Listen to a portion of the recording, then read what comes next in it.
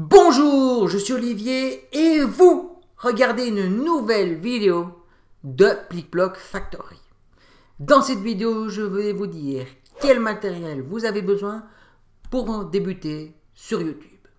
Alors, à qui s'adresse cette vidéo? D'une part, elle vient en complément à la formation que je donne en présentiel en vidéo marketing, formation que je donne au sein de centres de formation ou que je donne aussi en entreprise. Et d'autre part, à toutes les personnes qui ont envie de se lancer en vidéo marketing afin de développer leur business. Il est clair que la vidéo est en plein boom et je le dis souvent, il suffit d'aller voir votre fil d'actualité sur Facebook, Instagram ou LinkedIn pour le constater par vous-même. Alors nous allons commencer par l'image. Quelle caméra vous avez besoin pour débuter sur YouTube? Et oui, vous ne devez pas spécialement investir dans une caméra 3-4 000 euros. Sachez que si vous avez un smartphone, il y a de fortes chances que celui-ci filme en très bonne qualité. Donc, si vous avez ce type de matériel, pourquoi s'en priver? Dites-vous bien que les Guillaume, Cyprien, Norman et compagnie, ils n'ont pas commencé avec du gros matos. Si vous souhaitez tout de même filmer avec autre chose que votre smartphone, il y a 4 catégories de produits. La première catégorie, c'est la webcam. Alors la webcam, si vous voulez faire du simple facecam sur votre bureau, pourquoi pas? Mais ce n'est absolument pas la solution la plus simple et la plus optimale, soyons honnêtes. Il existe aussi 3 autres types de catégories. Les caméscopes, les réflexes et les hybrides. Le réflexe et les hybrides sont tous deux des appareils photo qui filment. Les caméscopes, vous savez ce que c'est. Ce sont des caméras avec une prise en main typique de caméra. Alors, qu'est-ce qui change entre un réflexe, un hybride et une caméra? C'est la prise en main et certaines fonctionnalités. Certains d'entre eux possèdent de base un zoom, d'autres non par exemple.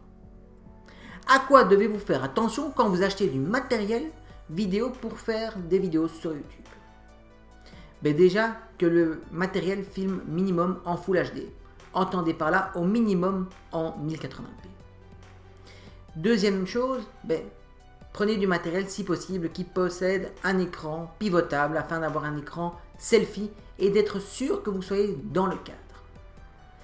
Et la troisième chose qui est hyper importante et selon moi qui est la plus importante, c'est que vous ayez une entrée micro. Car oui, il est important que vous ayez un micro. N'espérez même pas filmer et faire des vidéos avec le micro intégré de votre appareil. Et ceci m'amène à la rubrique suivante, au paragraphe suivant, le son. Et oui, le son, c'est quelque chose qu'on néglige trop souvent. Et pourtant, il est plus facile de regarder une vidéo qui a une mauvaise image et un bon son que l'inverse. Alors, il existe plusieurs types de micros. Le premier type, ce sont les micros shotgun. Alors les micros shotgun sont les micros qu'on met au-dessus des caméras ou des appareils photo. L'inconvénient de ces micros, c'est qu'il faut être assez proche du micro pour avoir une bonne qualité son. Le second micro, ce sont les micros cravates. Alors les micros cravates, ce sont ceux que l'on voit, par exemple au JT de 20h. Ce sont des micros que l'on clipse, que l'on fixe sur un t-shirt, sur un pull ou sur un veston, près de la bouche. C'est une solution vraiment efficace. La troisième solution, ce sont les micros de table, comme celui que j'ai devant moi. Les micros de table, ce sont des micros de bonne qualité généralement, et il en existe à divers prix. Alors si vous avez un petit budget, moi je vous conseille d'aller voir sur la marque Blue Yeti par exemple. Et puis sinon, vous avez toujours la solution du micro-perche, le plus efficace, mais certainement pas le plus pratique. Le micro-perche, c'est le genre de micro que l'on voit sur les plateaux de tournage de films. Je pense qu'il est plus important de mettre du budget dans son micro que dans sa caméra. Une fois que l'on a l'image et le son, il faut stabiliser tout ça. Je vous conseille vivement d'acheter un trépied. Et oui, une caméra à bout de bras ne vous permettra pas de bien stabiliser votre image et vous fatiguera très vite.